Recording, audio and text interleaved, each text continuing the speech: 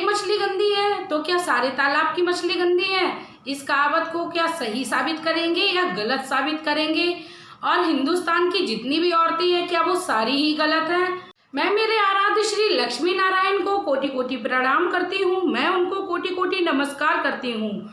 तो आइए आज मैं बात करती हूँ जो आजकल का हाईलाइट टॉपिक चल रहा है, ज्योति मौर्य और आलोक मौर्य। क्या इन दोनों के बीच में जो भी हुआ वो सही हुआ है या गलत हुआ है? ज्योति मौर्य ने जो भी किया है क्या वो सही किया है या गलत किया है? दो जुड़वा बच्चियों के होने के बावजूद भी एसडीएम साहिबा ने जो ऐसा किया है क्या वो सही किया है? जी दोस्तों, मेरी नज़र में तो एकदम से गलत किया है। ये जब भी पति अपनी पत्नी को पढ़ाने की समाज में सोचता है तो सबसे पहले तो वो अपने घर वालों के ही तानों का सामना करता है, और इस सब की परवाह ना करते हुए ज्योति मौर्य ने बहुत ही ज़्यादा गलत किया है अपने पति के साथ। लेकिन इसके साथ मैं ये भी कहना चाहूँगी कि यदि कोई औरत कभी भी कोई गलत कदम उठाती है तो उसके पीछे उसके परिजनों ने उसको बहुत ही ज़्यादा प्रताड़ित कर रखा होता है, तभी एक औरत गलत कदम उठाती है। लेकिन मैं आप लोगों को ये सजेशन देना चाहूँगी कि यदि औरत को अपने परिवार से, अपनी फैमिली से प्यार नहीं मिल रहा है तो आप गलत को गलत के तरीके से मत समझाइए। आप अच्छे कार्य करिए और एक दिन अपने अच्छे समय के आने का इंतजार करिए। आपको कोई भी तरीके का ऐसा कार्य नहीं करना है जैसा ज्योति मौर्य ने किया है। औरतों की समाज की छाप को गंदा यदि कोई कर रहा है तो इस तरीके की औरतें ही कर रही हैं। इन औरतों की वजह से पूरे हिंदुस्तान की औरतों का नाम जो है वो शर्म से नीचे हो रहा है। और अभी का हाल ही का मामला सामने आया है कि 136 पतियों ने अपने पत्नियों की पढ़ाइयों को बंद करा दिया है। ये करना बिल्कुल ही गलत है, क्योंकि जरूरी नहीं है तालाब में एक मछली गंदी है तो सारी ही मछली गंदी है। ये हमारे यहाँ बहुत ही पुरानी कहावत है कि तालाब में अगर एक मछली गंदी है तो सारी ही मछलियाँ गंदी हैं। आज मैं इस कहावत को बिल्कुल ही ठुकराती हूँ, बिल्कुल ही अपने एकदम अलग अंदाज में बात करना चाहती हूँ। तालाब में यदि बहुत सारी मछलियाँ हैं तो सबके अपने अपने अलग दिमाग हैं, सबके अपने अपने अलग पेट हैं। कोई भी एक दूसरे के दिमाग से नहीं चलता है। सब अपने अपने जब दिमाग से काम लेते हैं तो हम लोग ये कैसे कह देते हैं एक मछली गंदी है सारा तालाब ही गंदा है?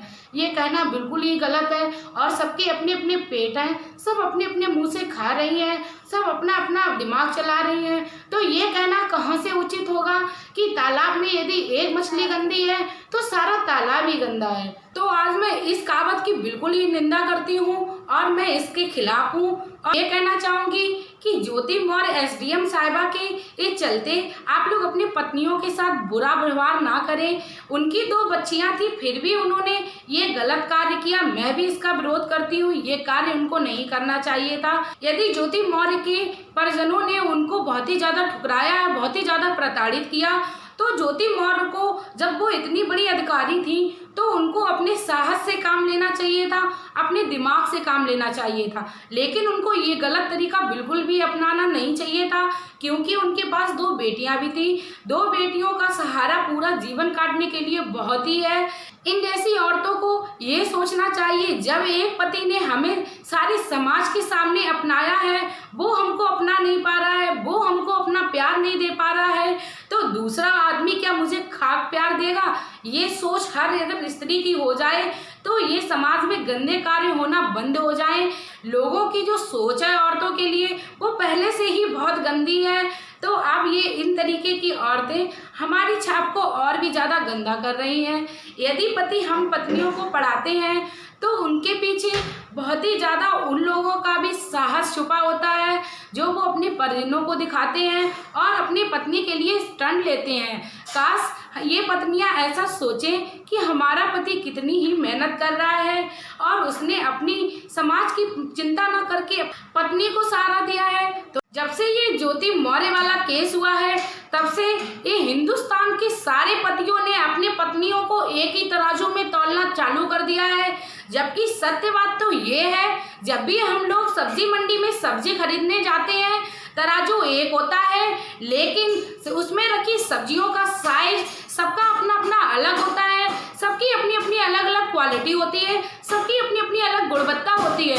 अपनी अपनी पत्नियों को, हर पति को समझना चाहिए और उस पर विश्वास करना चाहिए, क्योंकि पति पत्नी का रिश्ता हमेशा ही विश्वास पर टिका होता है।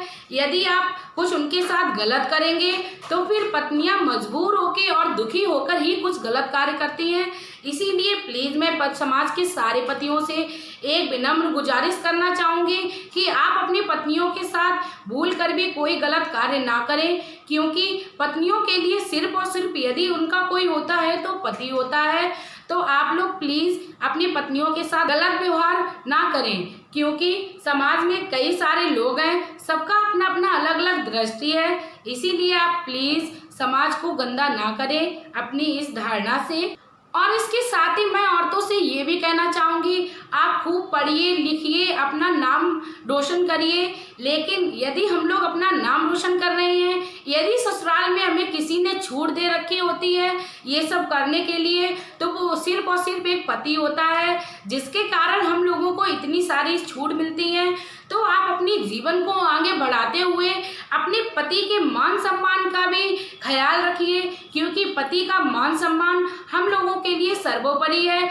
इसलिए हम लोगों ने सुना है कि ज्योति मौर्य को उसके पद से हटा दिया गया है। अब आप ये इसका लाइव परिणाम देख सकते हैं कि गलत तरीके से किया हुआ कार्य कभी भी सफल नहीं होता है।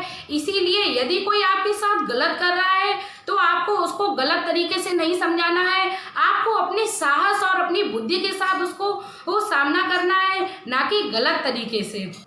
वैसे भी हमारे समाज में ये आदमियों की जो औरतों के लिए सोच होती है वो बहुत ही छोटी सोच होती है, और 100 में से आपको 20 ही ऐसे व्यक्ति मिलेंगे जो औरतों के लिए अच्छा सोचते हैं। तो प्लीज़ आप उन 100 में से 20 व्यक्तियों, 20 आदमियों के लिए ये आप उनका सम्मान बरकरार रखिए। आप कोई भी ऐसे कार्य नहीं करिए जो कि ज्योति मौर्य जैसी लेडीज कर रही हैं, बिल्कुल भी ना करिए। आप अपने मान सम्मान प्रतिष्ठा को ध्यान में रखिए और कभी भी गलत कार्य नहीं करिए।